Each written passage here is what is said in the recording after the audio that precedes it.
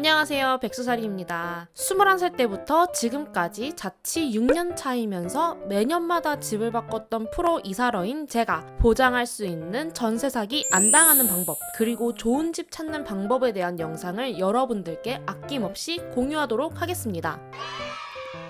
참고로 모든 집은 서울에서 구했고요. 그동안 저희 집에 놀러온 사람들은 모두 놀라운 가성비에 감탄하고 돌아갔어요. 구독과 좋아요도 부탁드려요. 첫 번째, 직방과 다방 같은 집 구하기 플랫폼 이용 금지. 이게 무슨 말이지? 이렇게 편한 플랫폼을 왜 이용하지 말라는 거야? 라고 말씀을 하실 텐데요. 아예 쳐다보지도 말라는 말은 아니고 참고용으로만 확인하시는 걸 추천드립니다. 저도 맨 처음에 집을 구할 때는 직방과 다방 같이 유명한 플랫폼이 보기에도 편하고 깔끔한 집인 것처럼 보여서 정말 자주 이용을 했었는데요. 과연 이런 집들 괜찮을까요?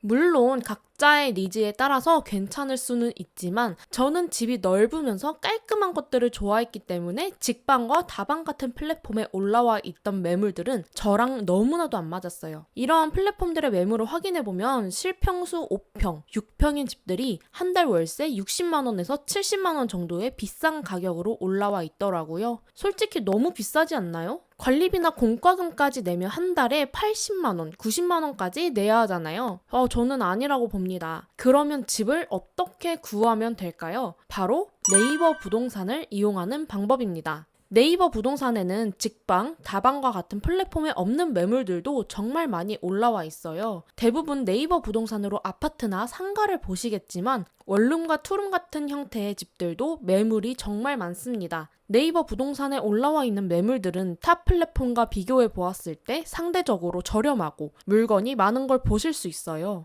두 번째, 공인중개사 선택하기. 내가 최소 1년 동안 살 집을 고르는데 많은 도움을 받을 수 있는 공인중개사분을 선택하는 것도 정말 중요합니다.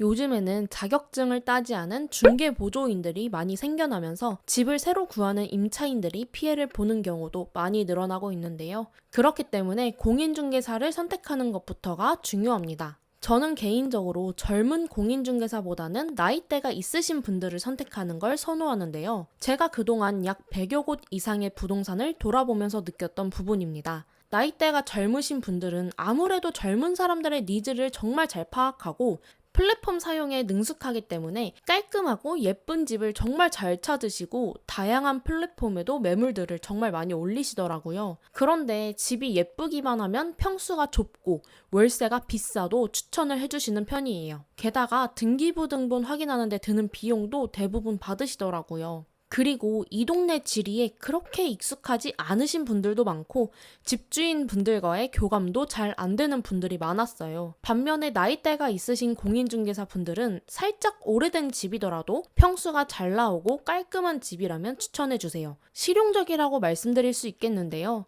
확실히 공인중개사분들의 딸이나 아들 같은 나이대여서 그런지 하나라도 더 신경 써주려 하시는 편이기는 합니다. 게다가 오랫동안 한 지역에서 일을 해오신 분들이 많기 때문에 신뢰감이 있고 집주인분들과의 유대감이 쌓여 계신 분들이 많아요. 그렇기 때문에 말만 잘하면 월세를 5만 원 정도라도 깎아주시는 것과 같이 저희 편의를 봐주려고 노력하시는 편입니다. 사실 사람 바이 사람인 건 진리이지만요. 제가 그동안 느꼈던 점들이기 때문에 어느 정도 참고하셔도 좋을 것 같습니다. 젊은 공인중개사 분들 중에서도 좋으신 분들은 당연히 있고요. 나이대가 있으신 공인중개사 분들 중에서도 별로인 분들도 정말 당연히 있을 거예요. 정말 진리의 말이죠. 사람 바이 사람. 사바사기 때문에 본인과 잘 맞는 공인중개사 분들을 찾는 걸 추천드립니다. 두 번째, 등기부등본 확인하기. 등기부등본은 다음에 다른 영상으로 다룰 정도로 정말 중요한 부분인데요. 간단하게 먼저 말씀을 드리자면 저는 혹시라도 있을 불안감을 없애기 위해서 최대한 융자, 근저당이 없는 집들로 구하려고 노력했습니다. 솔직히 융자나 근저당은 10%까지는 뭐 어쩔 수 없다고 이제 생각은 하지만 저는 워낙 큰 금액을 타인에게 주는 거다 보니까 집 구할 때 항상 융자나 근저당이 없는 집으로 구했습니다. 세 번째, 집주인의 나이대 확인하기. 이건 진짜 저만의 비법인데요. 제가 그동안 지인분들 집 구하는 걸 정말 많이 도와드리면서 항상 신경 썼던 부분이고, 제가 이렇게 도와드렸을 때 아직까지 문제가 생긴 적도 없었습니다. 저는 전셋집을 구할 때 집주인들의 나이대를 확인하는 편인데요. 집주인이 20살 미만인 아주 어린 사람이거나 60대 후반이 넘는 어르신들의 명의로 되어 있는 집을 구하시는 걸 추천드립니다. 20세 미만인 유아, 청소년의 명의로 되어 있다면 부모가 증여를 해주었다는 얘기가 될 텐데요. 세상에 어느 부모가 미성년 자식 명의를 이용해서 사기를 치려고 하겠습니까? 솔직히 정말 많지 않을 거라고 생각 들어요. 그래서 이런 경우라면 정말 믿을 수 있겠더라고요. 그리고 20대부터 40대까지는 워낙 부동산 투자를 많이 하시기 때문에 아무래도 융자나 근저당도 많이 잡혀 있으시고 사기범들도 이 정도 나이대가 가장 많은 것 같더라고요. 갭 투자의 수단으로 사용하기 때문에 대출 금리가 오르거나 시장의 변화로 인해 집값이 떨어지거나 다음 세입자가 구해지지 않는다면 아무래도 전세금을 돌려받기 어렵겠다고 생각했어요. 60대 후반 이후부터는 아무래도 실거주 목적으로 빌라를 구매하시고 그 집에서 거주하면서 남는 방들을 내놓는 경우가 많아요. 그렇기 때문에 아무래도 좀 더 안전하겠죠? 네 번째, 집주인 거주지 확인하기. 최근 난리 났던 전세 사기들을 확인해보면 집주인을 노숙자 명의로 해놓고 돈만 쏙 빼먹은 사기범들이 있잖아요. 그런 것들을 보고 집주인이 실제 어디에 거주하는지 확인하는 작업이 필요하다고 생각이 들었습니다. 제가 최근에 전셋집을 보러 다녔을 때 정말 컨디션이 좋은 집이 있었어요. 서울 중심이면서 도보로 5분 안에 역에 도착할 수 있고 더블 역세권에다가 3룸인 집이었는데요. 가격이 전세 1억 5천만 원이더라고요. 내부도 정말 깔끔한 화이트 톤에다가 융자나 근저당도 없고 현재 살고 있는 세입자도 있더라고요. 솔직히 그동안 봤던 집들 중에서 가장 마음에 들었어요. 근데 가격이 너무 저렴해서 계속 찝찝하더라고요. 그래서 등기부 등본에 있던 집주인 주소를 인터넷에 쳐봤는데요. 이렇게 말해도 될지는 모르겠는데요. 정말 노후화된 동네에 있는 정말 노후화된 건물의 옥탑방에 거주하고 계시더라고요. 공인중개사분은 곧 있으면 신축 아파트에 들어갈 거다. 이거는 임시 거주지다 라는 식으로 말씀하시기는 했어요. 근데 솔직히 그 말을 믿을 수가 있을까요? 몇 억 되는 빌라를 가지고 계신 집주인분이 월세 옥탑방에 거주하고 계신다는 게 저는 이해가 가지 않고 찝찝했습니다. 그래서 그 집은 포기하게 되었는데요. 이분이 무조건 사기꾼이다 이런 말은 당연히 아니지만 큰 돈을 들여야 하는 세입자 입장에서는 작은 하나라도 걸리는 게 없었으면 하는 마음이더라고요. 사실 요즘 전세 사기가 너무너무 흔하기 때문에 이 정도는 고민해봐도 괜찮겠다는 생각이 들었어요. 비슷한 맥락으로 저는 집주인과 같은 건물에 거주하는 걸 정말 추천드리는데요. 이런 경우에는 보통 집주인분들이 할머니, 할아버지이신 경우가 많아요. 아무래도 집주인이 같은 건물에 거주한다는 거는 집 자체가 나쁘지 않고 나중에 돈을 떼어먹을 일도 없을 테니까 정말 추천드리는 편입니다. 다섯 번째, 전세 특약이나 월세를 깎는 등 집주인과 쇼부 보기.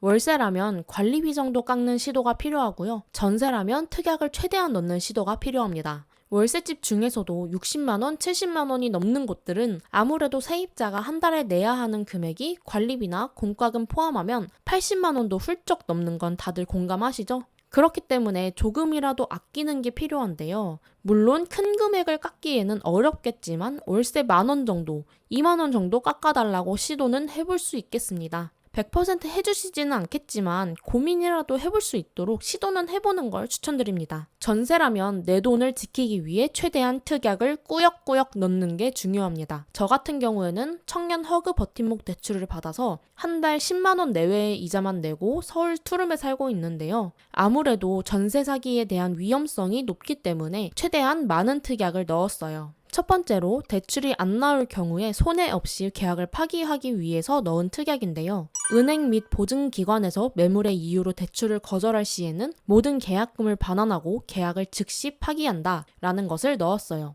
두 번째로는 보증금을 제때 받기 위해서 넣은 특약인데요. 임대차 기간 만료일에 다음 세입자의 유무와 상관없이 계약이 끝나는 즉시 임대인은 임차인에게 보증금을 전액 반환한다. 세 번째로는 전입신고 확정일자 사기를 치지 못하게 넣은 특약입니다. 우리가 이사하고 전입신고와 확정일자를 제출하면 그 즉시 효력이 생기는 게 아니라 다음 날 00시에 생긴다고 하더라고요. 동사무소는 보통 5시쯤 닫잖아요? 그래서 7시간이라는 시간이 남습니다. 못된 집주인들은 이 시간차를 이용해서 7시간 동안 갑자기 전셋집을 담보로 대출을 받기도 하는데요. 솔직히 이러면 나중에 세입자만 피를 보게 됩니다. 저는 이 부분에 대해서도 진짜 민감했기 때문에 특약을 넣었습니다. 관련된 특약을 말씀드리자면 첫 번째로는 공인중개사, 임대인, 임차인이 공동으로 확인하였을 때 근저당 및 융자 설정 없음을 확인하고 임대차 계약서를 작성한다. 두 번째로는 임대인은 등기부 등본 사항을 잔금 2기일까지 유지하기로 하며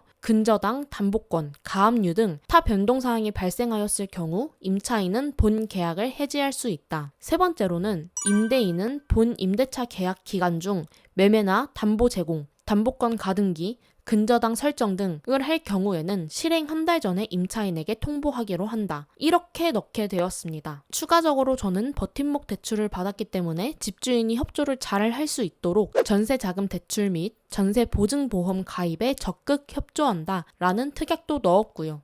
이와 같이 특약에 넣어놓는다면 임대인이 사기를 저지르더라도 국가에서 배상해 줄 수도 있고 보증보험에 가입했다면 허그 측에서 보증금을 집주인 대신 반환해 줄 수도 있습니다. 그 이후에는 허그에서 집주인에게 보증금을 요구하고요. 즉 제가 전세금을 무사히 돌려받기 위한 최소한의 안전장치라고 생각해 주시면 됩니다. 6번째, 전세보증보험은 필수. 여러분, 전세보증보험은 진짜 필수입니다. 죽었다 깨어나도 이건 꼭 하셔야 돼요. 만약 여러분이 전세 사기를 당했다고 해도 보증보험 기관에서는 보험에 가입이 되어 있다면 여러분께 바로 돈을 돌려줍니다. 그리고 그 손해액은 사기친 집주인과 직접 담판을 짓는 거예요. 그렇기 때문에 전셋집 안전한 것 같은데? 괜찮겠지? 설마 사기겠어? 하면서 보험 가입을 하지 않는다면 혹시라도 당할 수 있는 0.00001%라는 그 사기에도 전혀 대응을 못 하실 수도 있습니다. 제가 알기로는 한 20만 원, 30만 원 정도의 보험료를 납부해야 한다고 알고 있는데요.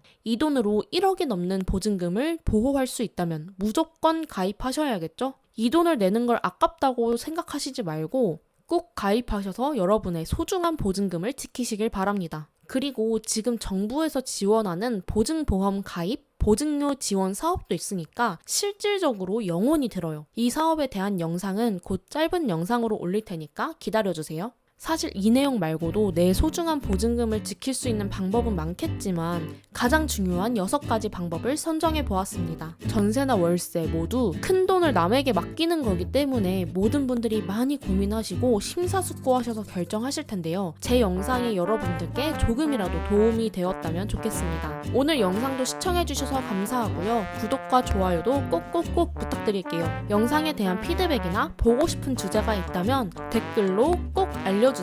그럼 다음에 봐요. 안녕.